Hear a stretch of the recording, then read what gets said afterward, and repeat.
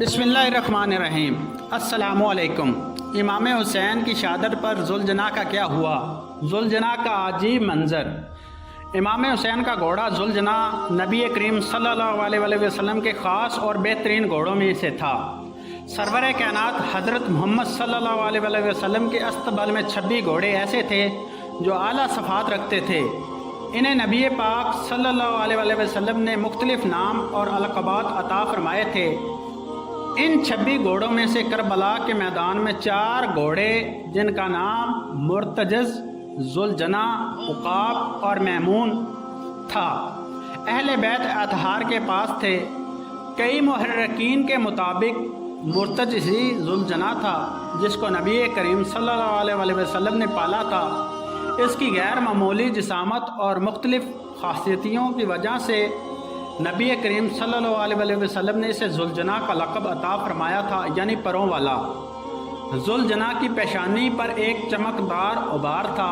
اس طرح کے گھوڑے حضرت سلیمان علیہ السلام کے پاس ہوا کرتے تھے، جن کے ماتھے چمکدار اور ابھرے ہوئے تھے اور ان کے پر بھی تھے جن کی وجہ سے یہ پرواز کرنے کی صلاحیت رکھتے تھے۔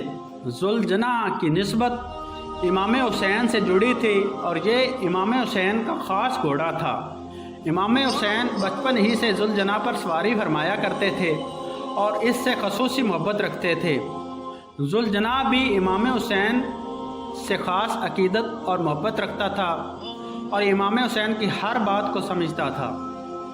دوستو، کربلا کے میدان میں آقا دو جہاں حضرت محمد صلی اللہ علیہ وسلم کے پیارے نواسے کو شہید کیا گیا تو ہر طرف قیامت چھا گئی۔ یزیدی فوجیوں نے آل رسول پر ظلم و ستم کے انتہا کرتے ہوئے انہیں شہید کیا تھا اور کربلا کے میدان میں آل بیت مقدس کے جسم خون میں لت پت پڑے تھے۔ اس دوران ذوالجناح تمام شہیدوں کی لاشوں کے گرد چکر لگا کر امام حسین کے جسم مبارک کے قریب آ کر رک گیا اور اپنی پیشانی کو امام حسین کے خون سے لال کرنے لگا۔ امام حسین کے جسم اقدس کو خون میں لت پت دیکھ کر ذوالجناح کی آنکھوں سے آنسو نکل آئے اور پھر ذوالجناح نے اس قدر زور سے زمین پر پاؤں پٹکا کہ تمام بیابان گونج اٹھے۔ یزیدی فوجیوں نے یہ منظر دیکھ کر حیران اور پریشان ہو گئے۔ اس دوران عمر سعد ملعون کی نظر ذوالجناح پر پڑی تو یہ اپنے ساتھیوں سے کہنے لگا، اس گھوڑے کو پکڑ کر میرے پاس لے آؤ۔ یہ بدبخت بھی جانتا تھا کہ یہ گھوڑا ذوالجناح ہے اور نبی کریم کے سب سے بہترین گھوڑوں میں سے ایک ہے، جنہوں نے رسول اللہ صلی اللہ علیہ وآلہ وسلم کے پیارے نواسے کو نہیں چھوڑا۔ وہ لوگ آپ کے گھوڑے کو کیسے چھوڑ سکتے تھے؟ عمر سعد ملعون کے ساتھی جب ذوالجناح کو پکڑنے کے لیے اس کے قریب آئے تو اس نے انہیں ٹانگیں مار کر اپنے دفاع کیا۔ اس کے زوردار لاتے لگنے سے کئی یزیدی مارے گئے۔ پھر کچھ سپاہی گھوڑے پر سوار ہو کر اس کی طرف بڑھے تو ذوالجناح نے انہیں ٹکر مار کر زمین پر گرا دیا۔ بہت کوشش کے باوجود ذوالجناح قابو نہ آیا۔ یہ دیکھ کر سعد ملعون چلایا کہ اس کو چھوڑ دو، تو اس کے ساتھی پیچھے ہٹ گئے اور دور سے ذوالجناح کی حرکات دیکھنے لگے۔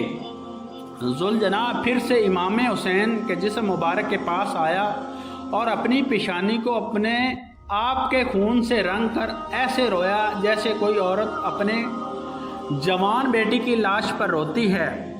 اللہ اکبر!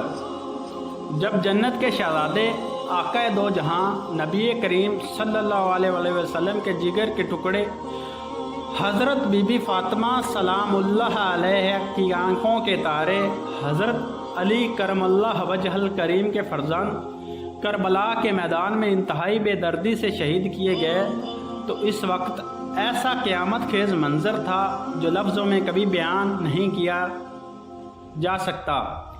چرند پرند سے لے کر ہر چیز افسردہ اور غمگین ہو گئی۔ ہر طرف خون کی سرخی پھیل گئی۔ کوئی پتھر بھی اٹھایا جاتا تو اسے تازہ خون ٹپکنے لگتا، یہاں تک کہ 3 دن تک آسمان بالکل سرخ رہا اور ایسا لگتا تھا کہ اب خون کی بارش برسنے لگے گی۔ ایک جانور ہوتے ہوئے بھی ذوالجناح آل رسول صلی اللہ علیہ وآلہ وسلم کا بہتا ہوا خون نہ دیکھ سکا، مگر بدبخت یزیدی انسان ہو کر بھی درندے بنے رہے اور ان کو ذرا برابر بھی شرم نہیں آئی کہ جس نبی کا کلمہ پڑھتے ہیں اسی کے نبی کے صلی اللہ علیہ وآلہ وسلم کی آنکھوں کے تاروں کو بے دردی سے شہید کر دیا۔ امام حسین کا سر مبارک کاٹ کر اسے نیزے پر لٹکا کر کوفے کی گلیوں میں بازاروں میں گھمایا گیا۔ امام حسین کا سر مبارک قرآن کی تلاوت کی آواز آتی رہی، پر ظالموں کو ترس نہ آیا۔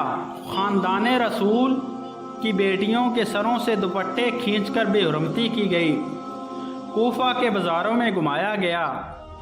یہ منظر دیکھ کر رسول اللہ صلی اللہ علیہ وآلہ وسلم کے قلب اطہر کو کس قدر صدمہ پہنچا ہوگا۔